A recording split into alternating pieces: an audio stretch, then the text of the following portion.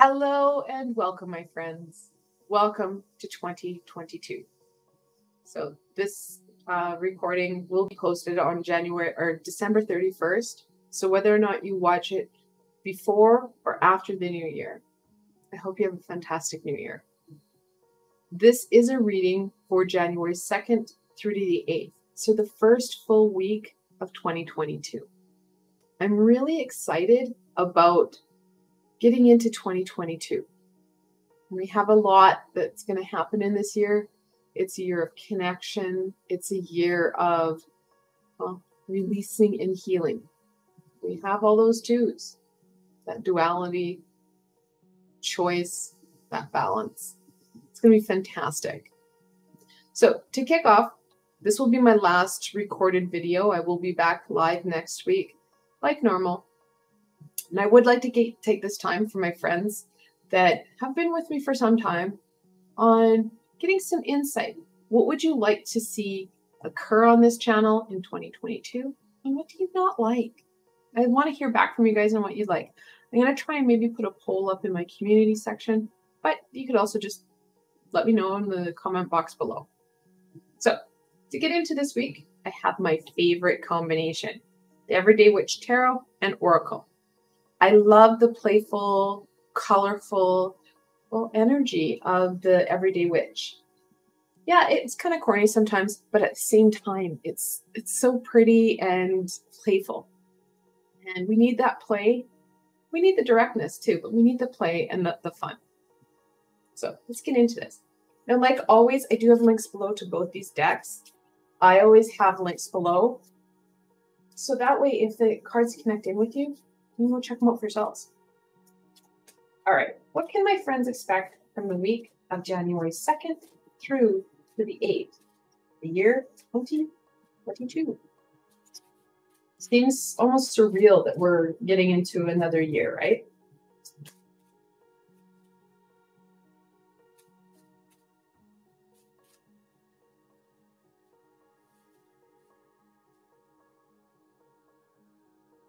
Fire magic.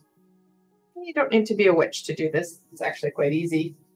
Fire magic is that fire, that flame within us.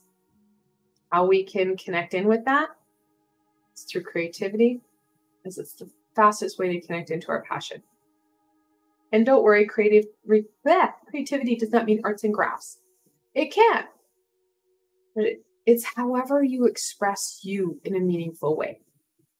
It lights your fires. You feel like, well, it's fun, it's joyous. Nothing can stop you. You're just having fun. When you do that, it's amazing, because when we partake in those creative endeavors, well, we're getting out of our head because we're not thinking about the demands, the expectations, the challenges. We're thinking about our creative endeavor. However it is we're expressing ourselves in a very healthy, very positive manner that encourages other people. That's when the universe steps in and starts to reward us with aha moments, added supports, solutions that we hadn't even thought of.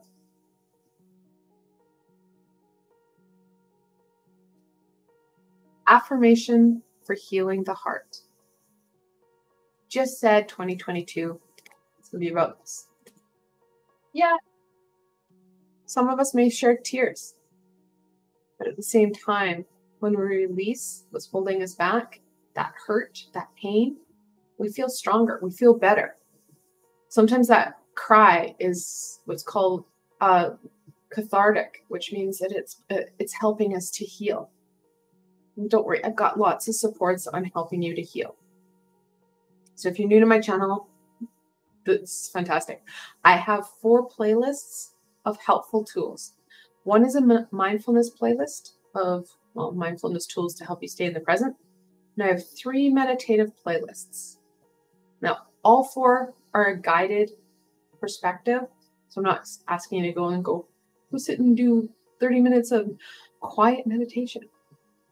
I can't do that. So I'm not going to ask others to do it. What I ask you guys to do or suggest to do, stuff I do myself. So with the healing the heart, you can pick any Archangel Chamuel meditation, any of them.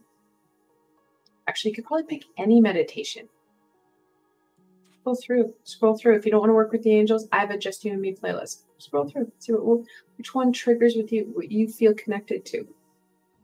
When you start to intentionally work on degunking self, moving self forward in a high vibrational manner, that's when you're going to feel that pain start to lessen.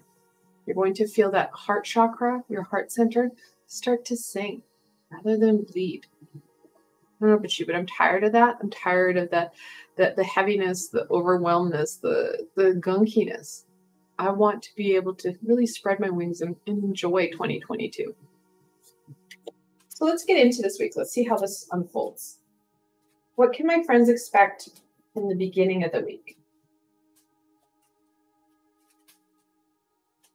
A lot.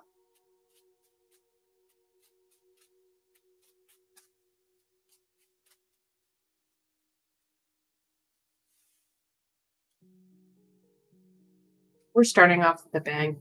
The beginning of the week, as we literally are walking into 2022, that pain, that hurt that we need to release, we're going to start off.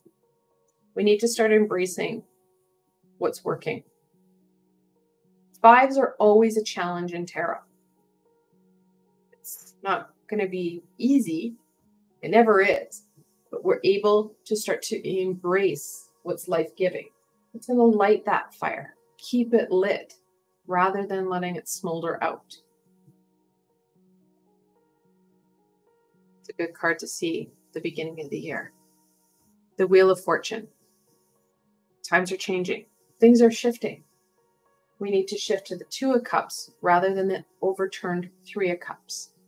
We want to embrace what's going to give us joy and happiness rather than suck it out of us. I love it. It's the King of Swords, reminding us that we need to use our head, not our heart. Our heart, it's not singing so well. It's bleeding. Some of us more profusely than others. It's going to be important that we use our head, those critical thinking skills. And if you start the week off right away, especially when we're looking at releasing some of that pain, when we meditate, we start to physically, and this is in scientific journals and all sorts of fun scientific things, whereas we usually favor one side of our brain to function throughout life, it starts to balance out the energy synapses, zappy bits in your head. And you use both parts, the creative part and that processing part. So you can start to create solutions and overcome some of that pain. So I said any Archangel Chamuel meditation would support you with some of that healing. Another amazing one is one I did way back in 2020 with Archangel Metatron. And literally, the meditation is releasing pain. Fantastic meditation to support you in releasing what's holding you back.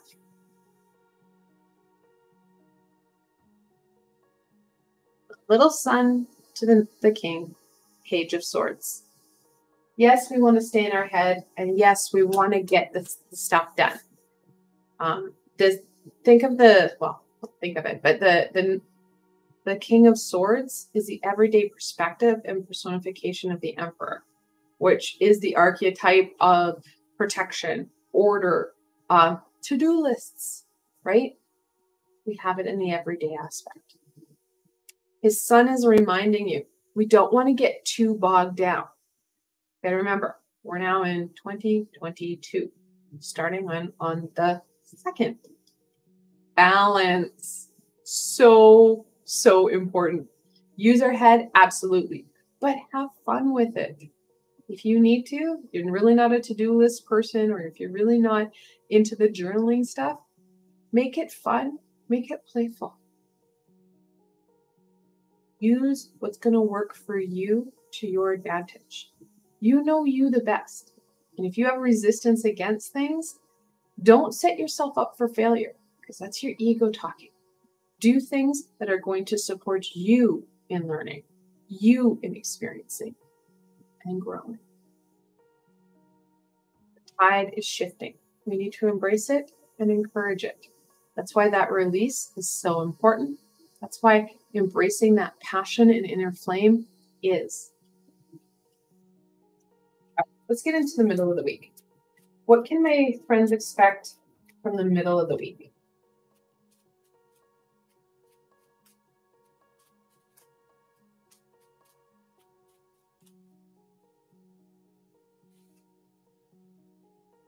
I love it. The World, the 21st card in the Major Arcana. She's also known as the Dancer. She's the last Major Arcana in the deck. She talks about change. Celebrating what you've achieved, taking that pause, deep breath before diving in and being excited about that next stage. We've been talking a lot about shifting and changing as we get into 2022. Starting off with the Wheel of Fortune, the middle of the week, we're going to start to see those next chapters come forward, those next pages unfold. It's going to be really important that we are present for that. If we're avoiding it due to pain, due to fear, we're going to miss out. However, if we are present for us and being active participants, enjoying and exploring what 2022 is going to bring, having that enthusiasm and excitement, the page, you will see the Dancer take hold and, well, kind of twirl you into the next chapter.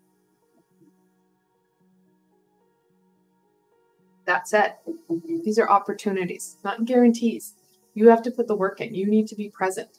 You need to release what's holding you back and not working, and engage in stuff that really is life-giving. No one can do that for you but you. Let's go on to the end of the week. What can my friends expect from the end of the week?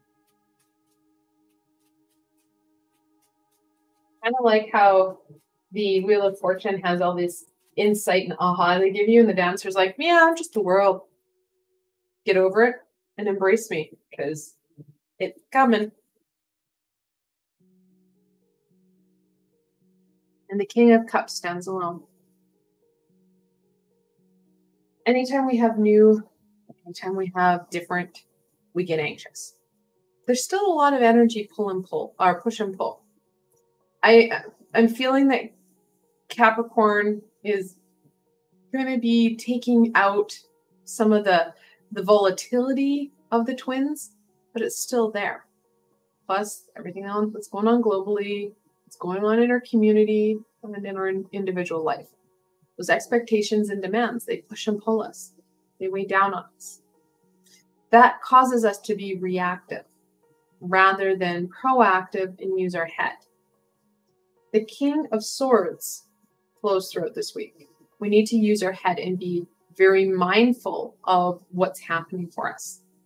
His brother, the King of Cups, tells us that we need to have that stable, grounded energy so that we can maintain our emotions. So we are using our head and our heart together as one. And that double combined energy will support us in reacting in a high vibrational positive manner rather than just barking back and reacting. We're not that hurt animal that just snarls and snaps. We can say, wow, this is challenging. You're having a hard day. This is hard. Let's work through this. You stay in control and not allow that heart center to explode. That stability will help you through this week and as we go through the weeks in January, because things aren't going to change overly a lot globally anytime soon. So there's still going to be a lot of hurt, fear, and pain that is being projected by multiple people that bring in lots of push and pull energy. It's going to impact you, me, and everybody. It's going to be important that we have that stability so that we can rely on ourselves, because there's only a couple things we can control: ourselves and how we respond. So it's about learning those coping mechanisms, because many of us were not taught them as children because it wasn't something that was taught. It was something just expected of you. So let's go through and let's look at that. What tools will support you in maintaining that calm? maintaining that stability and control of you. Now, we do have the double kings, the brothers. They're the 14th card in the minor arcana. When you have that multiple 14, the angels are telling you to be mindful of the energies that you put out, as they will be reflected back at you. So this is using the law of karma to your advantage. Additionally, if you're treating yourself poorly, if you're in that kind of hurt and fearful energy, people will pick that up and reflect it back at you. So it's kind of like a double whammy. You've got your people around you, so friends, family, colleagues, individuals at the grocery store, anybody that comes around you. If they're really empathic, they'll subconsciously reflect that back at you, that fear. That's when you attract people who are fear-mongering, the conspiracy theories, the oh my gods. And on top of it, you're going to have the universe come back with the law of karma, and it's going to push you even more, creating more instability, more pain, and more fear for you. So it's important that we release it so it doesn't come back at us. Because when it comes back at us, really, really, it's hard. It makes things so much more challenging. Which leads me into the challenge of the week. What challenge will my friends face for the week of January 2nd through to the 8th?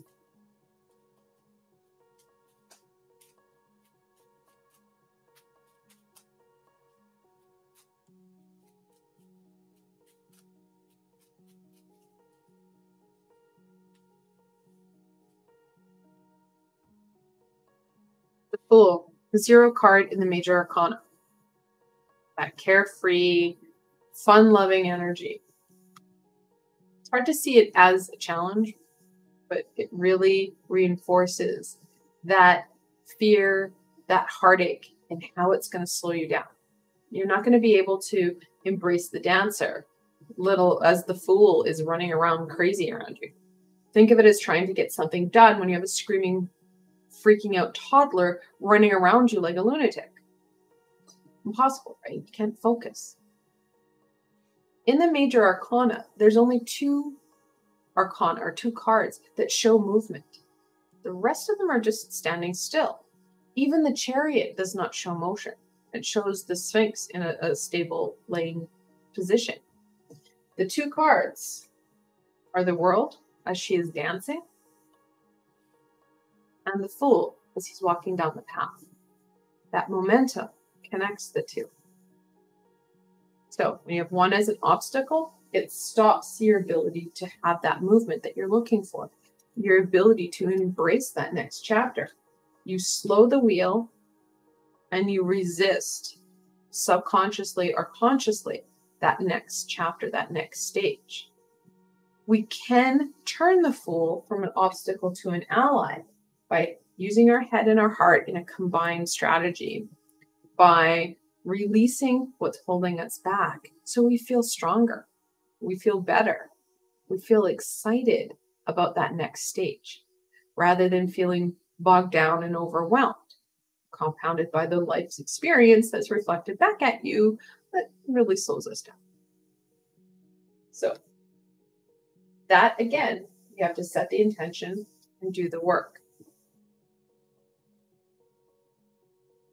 The 8 of Wands.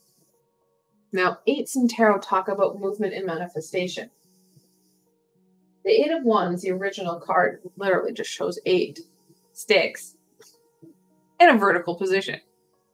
The lore behind the card talks about the inspiration, that aha, coming down from the heavens or the universe towards you to inspire you. Well, this is what it's going to feel like. You're going to feel like Dorothy in Wonderland and having all these ahas and these thoughts and experiences, and it's just going to vibrate around you. Again, without that stability, without that calm, you miss.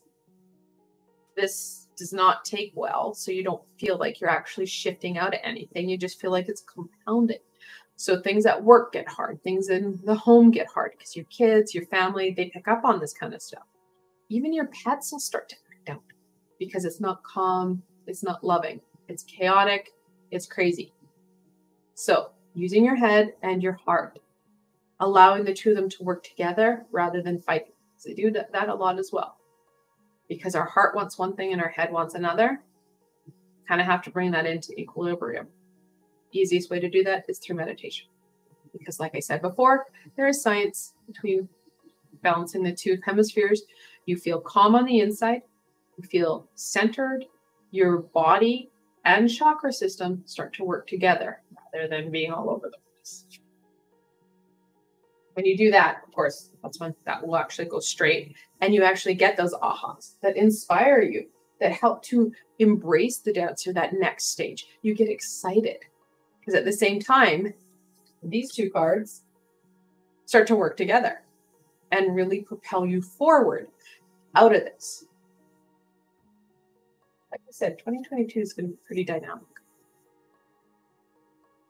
The Six of Swords.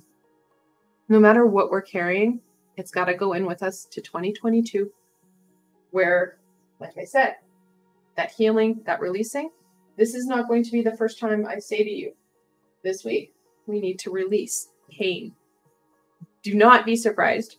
Actually, I can already give you some foreshadowing here. There will be more meditations on healing. There will be more meditations on connecting in with you. It's part of my 2022 kind of skeleton I've got so far, which will change. But for right now, they're being very clear with me, especially in the beginning part of 2022, we need to be working on this a lot. And it's not just one person, it's globally. The Six also talks about balance, talks about that movement. We need to keep moving forward. The more balanced we are, the more prepared we are to do the work, we're going to get done. Let's see what's going to help us here. What further insight, wisdom, and guidance can I share with my friends as they enter 2022, as they embrace the messages and overcome the challenges of the week?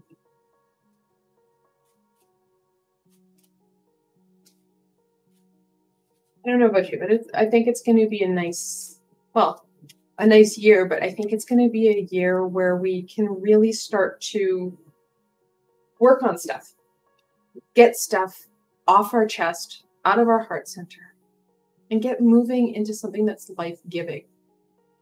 I'd love to hear what you guys are going to be working on. What projects do you like, you know what, I really wanted to do this. I really wanted to learn that. What is it that your little pet project is that you don't want to hold off on anymore? I know for me, mine is gardening. I do not have a green thumb. It is not something I brought with me at all, but I want to be more sustainable because I don't know about you guys, but where I'm from in Canada, the vegetable situation has been dire. It's been gross. So I want to be able to give back to my family and me by working on that gardening aspect. So let me know what you guys are interested in, because we are moving forward and some of the stuff that we need to learn and work on, because we all have skill sets that we excel at. Gardening isn't one of mine, but it's one that I'm going to pick up and really work on. Jesus. I said this before I picked up the card, and it's something that I've been trying to do for a while. So, meditation to dig deep. I said meditation is going to be important. And actually, depending on where you're at, I know I live in Canada, so A, I have a very short growing season, and B, it's frozen outside. Part of that grounding and connection that I said is going to help that stability, if you can, get out into the garden. Get out into your backyard. Right now, mine's frozen and covered in snow. I don't find either of those very relaxing because it's cold and slippery, and grace was not something else I brought with me. So I fall a lot. I don't find that fun. But if you do have the ability to actually get out in the dirt, awesome sauce. Get out there. It's going to help calm you, connect you to Gaia, and additionally, it is a form of meditation. It's very therapeutic. So if you're like me, A, that outside's frozen, and B, you're not graceful in the snow, and don't find it therapeutic, other ideas. Plants in your house. The connection to dirt. Another, again, you're getting into that. It's almost therapeutic. If you're not a person that likes to get their hands dirty, crystals. They're amazing. They are pretty rocks. Whether it be polished or raw, the feel of them, their energy can help us. And of course, any meditation. I've got a number of them that will help dig deep and give you some clarity on stuff. Again, using that to your advantage.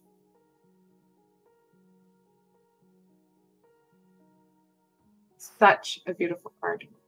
Again, the crystals, right? Affirmation and regeneration. That healing, it's going to make you feel stronger and better. But that time for self will help you again start to regenerate, inspire, invigorate. You're going to feel better. Again, crystals and meditation will help out with that. So things like herbs and essential oils, it's what you're really into. I love it. Accept love.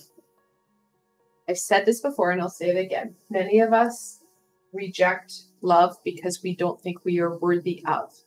And if we do accept it, there's strings attached. Well, if I accept that, you know, that's what I have to do. I expect that there's going to be something bad happening because really I'm not worthy. That is a lot of what we're dealing with that heart center. It's just something that we need to really shift our perspective and thought patterns on. Accepting love from self and others will not only help us with that healing, but again, it's going to rejuvenate us. It's going to strengthen us. So we need to start to release that perspective and thought pattern around the love. And if there's strings attached, because there shouldn't be strings attached. Love is love. Send it to others. And this is a hard one, guys. Be open to receive it. Because many of us struggle with the reception. We can give it, but we struggle to receive it.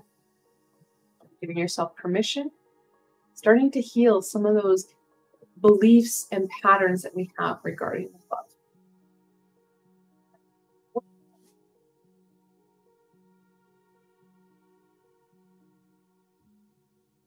Finally, healing waters.